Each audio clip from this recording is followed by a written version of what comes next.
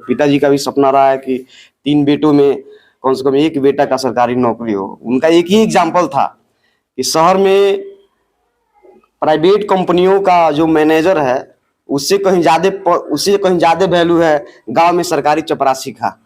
तो उनका यही एग्जाम्पल था कि भाई सरकारी का बहुत महत्व है, चाहे चपरासी ही क्यों ना हो। तो मेरा भी उन्हीं का मैंने सोच था, सपना था कि कम से कम 3 बेटों में एक बेटा सरकारी जॉब में जाए। शिक्षक बन गए। खरीद फरोख्त वाला वो मामला अगर होता तो शायद मैं शिक्षक नहीं होता। नमस्कार, प्रणाम। मैं हूं सत्येंद्र सिंह और आप खबर गांव तक देखना शुरू कर चुके हैं। अभी हमारे बीच गिरिजेश हैं, जो अभी आप लोगों ने लगातार देखा कि कई दिनों से मेरा वीडियो चल रहा है और एक गांव के प्रति, जो गांव में जो प्रतिभा छुपी हुई रहती है या गांव की जो प्रतिभा उभरती है उसको निखारने और उसको सजोने का काम खबर गांव तक करता है। साथ ही जो है कि हौसला अफजाई करने का काम करता है। ठीक वैसे ही गिरिजेश भी अपने परिवार में सबसे छोटे, मैंने सभी भाइयों में सबसे छोटे हैं और वास्तव में कहें तो अगर सरकारी कर्मचारी के रूप में उभरते हुए अगर ये नज़र आ रहे हैं तो प्रथम इनके घर से, अब ये पहली बार सरकारी कर्मचारी बनने जा रहे हैं और बहुत बड़ी चुनौती है। आप देख पा रहे होंगे, थोड़ा सा इधर दिखाएंगे तो इधर दिखाएंगे, ये काफ़ी झोपड़पट्टी और काफ़ी बहुत ही कह सकते हैं कि SC ST के लोग भी यहाँ रहते हैं और गरीब कमज़ोर लोग भी रहते हैं और दूसरी जाति के भी लोग हैं, तो काफ़ी गरीब कमज़ोर लोग यहाँ बसते हैं। और इस बस्ती का एक लाल कहीं ना कहीं एक ऐसा कमाल करने जा रहा है कि अभी आप लोगों ने देखा कि किसी शिक्षक का बेटा शिक्षक बन रहा है, तो कोई शिक्षक के परिवार से कोई शिक्षक के परिजन से कोई शिक्षक बन रहा है। लेकिन एक ऐसा व्यक्ति, एक ऐसा युवा जो कहीं ना कहीं युवाओं के ऊपर एक धावा है बेरोजगारी का, और उस धावा को जो है कि कह सकते हैं कि हमेशा हमेशा के लिए मिटा देने वाला युवा गिरिजेश हम हमारे बीच मौजूद हैं। और इन्होंने BPSC को क्वालिफाई किया है। एक बहुत बड़ा चुनौती BPSC आया था, तो जिस तरह से लोगों को लग रहा था कि बहुत दुनिया का सबसे बहुत बड़ा टफ एग्जाम है, जैसा माहौल लोगों के अंदर डर पैदा हो गया था, उस डर को से लड़ करके और इस BPSC को क्वालिफाई किए हैं। बहुत ही साधारण तौर पे BPSC को इन्होंने पारदर्शिता किया है। तो इसके लिए खबर गांव तक टीम इनके उज्जवल भविष्य की कामना करते हुए इनके दरवाजे पर पहुंची है। और सबसे पहले तो स्वागत करेंगे गिरिजेश जी, क्या हाल चाल है? जी भैया, आपका भी बहुत बहुत धन्यवाद, मैं ठीक हूँ। खबर गांव तक की टीम को जैसे ही पता चला कि आप का रिजल्ट, चूंकि ये समाज सेवी है, समाज में सब लोग जानते हैं, पहले से भी हम लोग तमाम लोगों के बीच रहते हैं और जो भी सामाजिक काम होता है पंचदेवरी में बढ़ चढ़ के हिस्सा लेते हैं। चाहे कोई मंचन हो, चाहे कोई सांस्कृतिक कार्यक्रम हो या कोई भी सामाजिक काम हो, उसमें बढ़ चढ़ के भाग लेते हैं। और इस तरह के माहौल में रहते हुए भी इन्होंने इस तरह का एग्जाम क्वालिफाई किया। आखिर कैसे ये संभव हो पाया कि आपने जो है कि समाज को बिना नज़रअंदाज करते हुए, समाज में रहते हुए और अन्य युवाओं की तरह खेलते कूदते में कब समय निकाल लिया कि भाई BPSC जैसे एग्जाम को क्वालिफाई कर लिया? जी भैया, मैं जनरल कंपटीशन का छात्र रहा हूँ शुरू से ही, और पिताजी का भी सपना रहा है कि 3 बेटों में कम से कम एक बेटा का सरकारी नौकरी हो। उनका एक ही एग्जाम्पल था कि शहर में प्राइवेट कंपनियों का जो मैनेजर है उससे कहीं ज़्यादा वैल्यू है गांव में सरकारी चपरासी का। तो उनका यही एग्जाम्पल था कि भाई सरकारी का बहुत महत्व है, चाहे चपरासी ही क्यों ना हो। तो मेरा भी उन्हीं का मैंने सोच था, सपना था कि कम से कम 3 बेटों में एक बेटा सरकारी जॉब में जाए। तो फिर हमने तैयारी शुरू किया, उन्होंने मुझे पढ़ाया और मेरा ये उम्र और अनुभव का ही देन है जो BPSC जैसे एग्जाम को मैं क्वालिफाई कर लिया हूँ। क्योंकि ये तो बात सही है, करेक्टली है कि जो जनरल की तैयारी बच्चा करता है, युवा करता है, उसके पास एक ही मोहर लोग लगा देते हैं कि बेरोजगार है। जब उसको जैसे सफलता मिलती है तो लोग के मन में ये हो जाता है कि उसकी वही लोग बड़ाई करना शुरू कर देते हैं जो लोग कभी उस पर ओछी जो है कि टिप्पा टिप्पणी किया करते थे।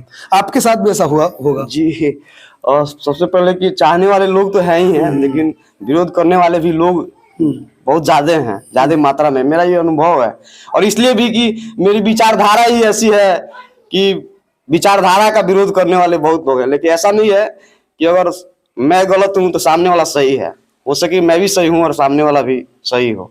तो फिर मैं बहुत संघर्ष किया है पढ़ाई के लिए मैंने, और वही पिताजी के बहुत सारा ताना सुनने को मिलता है। जी, किस तरह के ताने सुने हैं आप? बहुत ज्यादा सुना है मैंने कि बहुत पढ़ लिया, बड़े भाइयों से लोगों ने कहा कि बहुत पढ़ लिया, बर्बाद कर दिया पैसा, कुछ कर नहीं पाएगा।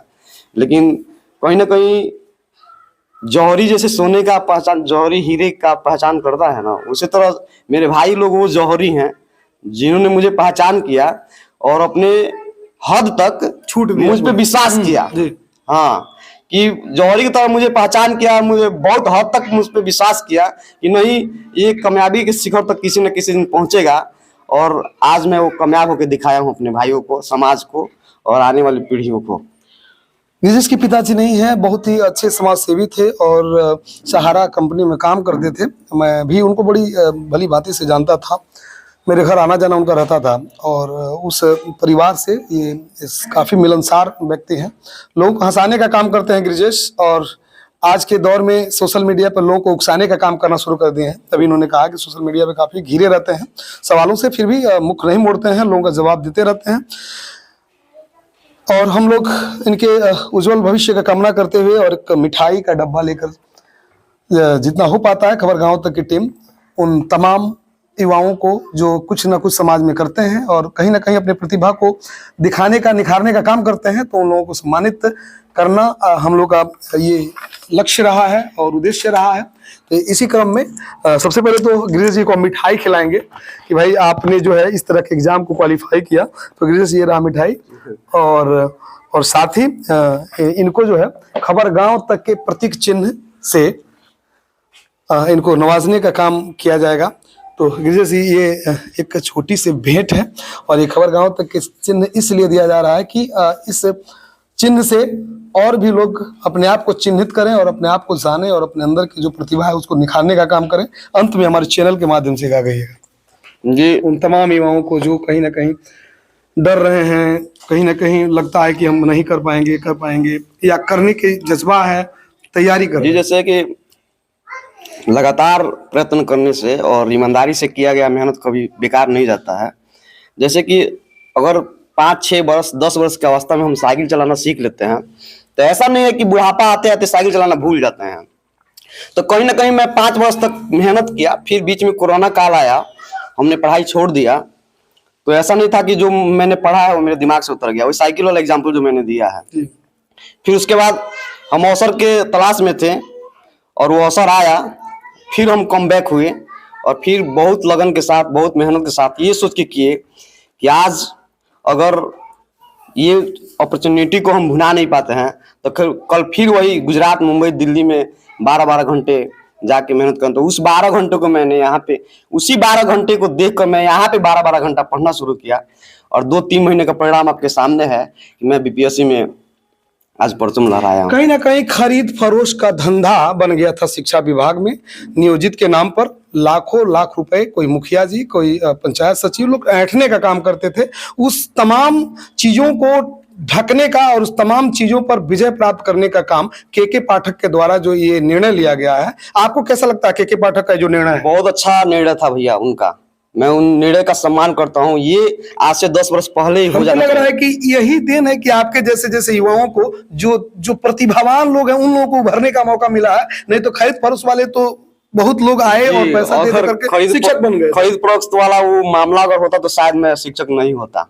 आज के पाठक जैसे ऑफिसर, अतुल प्रसाद जैसे लोगों का ही दिन है जो मैं आज शिक्षक बनने लायक बना हूँ। नीतीश जी और जो गवर्नमेंट में है अभी, मान लीजिए सत्ता में है, और के पाठक जो भी शिक्षा विभाग के पदाधिकारी हैं, इन लोगों का जो ये फैसला था, इसका काफी लोग विरोध किए, उसको उन लोगों के लिए क्या कहेंगे? जी, सबसे पहले तो महागठबंधन के हम लोग खानदानी सपोर्टर हैं, तो महागठबंधन का मैं बहुत बहुत धन्यवाद देता हूँ जिन्होंने मुझे वो अवसर दिया। और ये जो निर्णय था वो बहुत ही लाभदायक और आने वाले पीढ़ियों के लिए बहुत ही शानदार निर्णय था। उस शिक्षा विभाग को सुधारने का अगर सही तरीका है तो वही तरीका है जो आज चल रहा है। कहीं ना कहीं शिक्षकों को के ऊपर जो लक्षणा लग रहा था, शिक्षकों के द्वारा शिक्षकों को लोग जो है दृष्टि से देखना शुरू कर चुके थे, उस चीज का जरूर खत्म हो जाए। वही तो कारण है कि बीपीएससी जैसा एग्जाम आया है। कहीं ना कहीं अगर ये निर्णय किया गया है कि शिक्षा का स्तर में सुधार किया जाए, तो आखिर शिक्षा का स्तर गिरा था तभी तो सुधार करने की जरूरत पड़ी है। बिल्कुल बिल्कुल। तो यही सुधार करने की जरूरत पड़ी, ये पहल किया गया है, बहुत पहल 100% सही है और यही होना चाहिए। शिक्षा का स्तर निश्चित ही सुधरेगा जब हम लोग जाएंगे, ईमानदारी से पढ़ाएंगे, अपना बच्चा समझ के दूसरे के बच्चे को जब पढ़ाएंगे तो निश्चित ही शिक्षा में सुधार होगा। बिल्कुल, जिस तरह से शिक्षा में इस तरह की व्यवस्थाएं की गई, उसी तरह से अन्य विभाग में भी जरूरत है।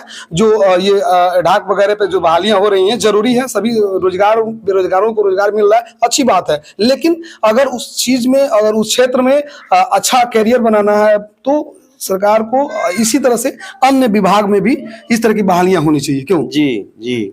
बिल्कुल। तो हमारे बीच गिरिजेश थे, और आप लोगों को हम लोग का संवाद कैसा लगा कमेंट बॉक्स में राय दीजिएगा। और आप लोगों को ऐसा लग रहा है कि गिरिजेश सही है तो इनके लिए कमेंट जरूर कीजिएगा। और हम आप लोगों से विदा लेंगे और मिलते हैं एक छोटे से ब्रेक के बाद। तब तक खबर गांव तक देखते रहिए।